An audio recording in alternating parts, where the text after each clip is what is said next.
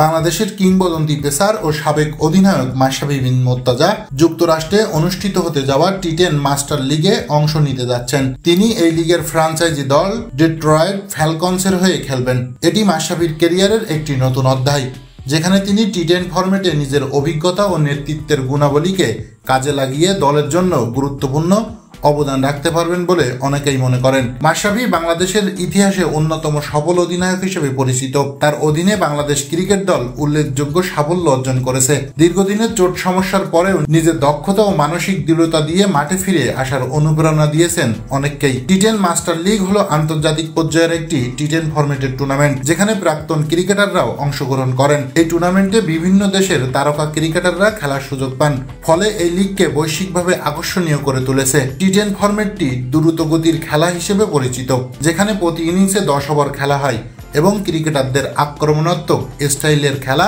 প্রদর্শন করার সুযোগ থাকে। ডেট্রয়েট ফ্যালকনস দলে মাশরাফির অন্তর্ভুক্তি শুধু দলের জন্য নয়, বরং পুরো টুর্নামেন্টের জন্য একটি আকর্ষণীয় বিষয়। তার অভিজ্ঞতা, বোলিং স্কিল এবং মাঠের নেতৃত্ব দেওয়ার ক্ষমতা ডেট্রয়েট ফ্যালকনসকে শক্তিশালী করে তুলবে বলে অনেকেই দাবি করেছেন।